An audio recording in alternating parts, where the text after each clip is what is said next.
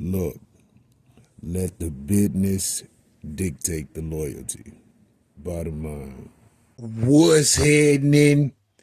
It's Rico. Salute to the business committee. Hit that like button, hit that subscribe button. We in here. Sean Kingston and his mother. Damn. Sean Kingston and his mom have been found guilty in the Foud trial. They were immediately taken into custody following the verdict, which means they led them back to get processed to go to the cell.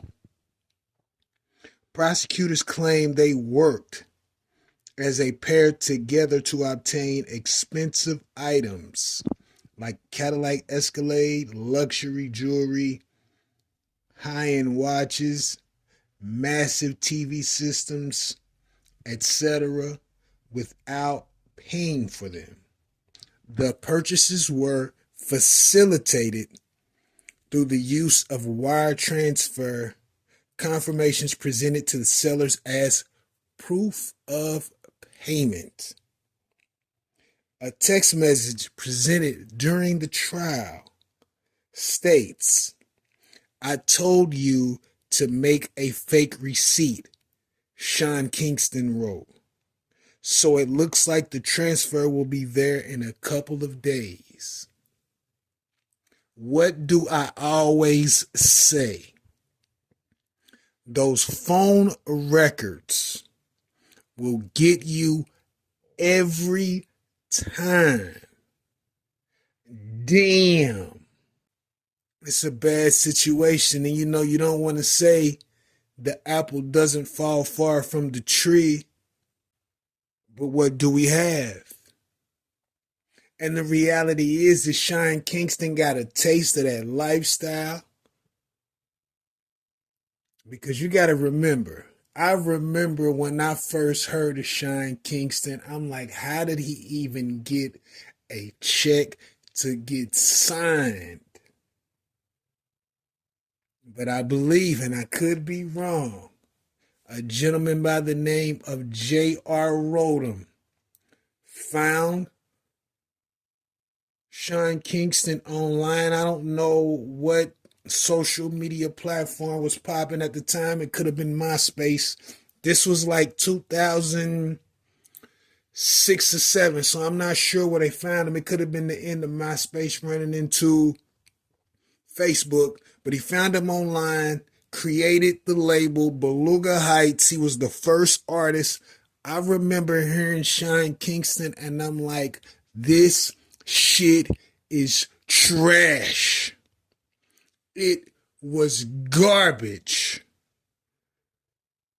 I believe the first song I heard was The Beautiful Girls. I'm like, what the fuck is this? Trash. Salute the Soldier Boy came in and took over the whole young nigga space. That shit was garbage. But he got a taste of the lifestyle because I think it was an unfortunate hit for the young man.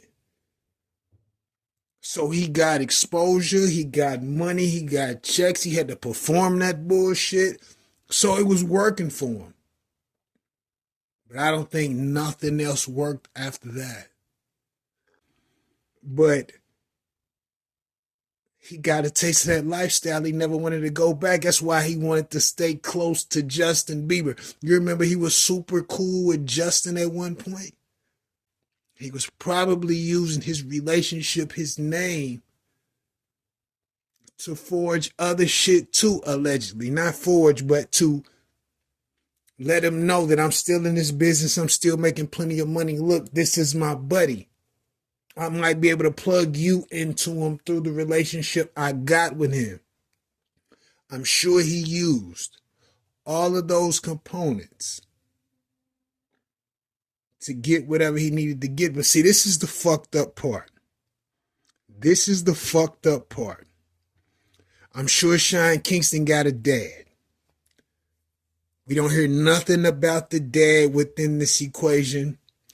I'm willing to assume that the dad knew that the mom and the son was into this foolishness, and he said, I don't want no parts of that shit.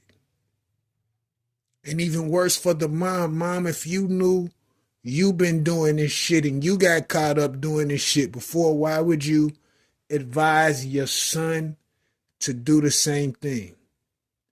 And even if you didn't advise him, if you saw, if you witnessed him be deceptive to get things that he knew he couldn't afford, why would you stand by it? Whole situation is crazy. You see what I'm saying? But it kind of makes you think. I don't know why I heard this shit. This shit was crazy. It was on one of them no jumper shows, but somebody was like, as long as you got money, people will call a 2-year-old big bro. and the concept is if you got money, most people are willing to follow and listen to whatever the fuck you got to say. But that has got to be the craziest shit in the world. But I could be wrong. I could be wrong. Let me know what you think about this in the comments. Rico, what the business is. 100.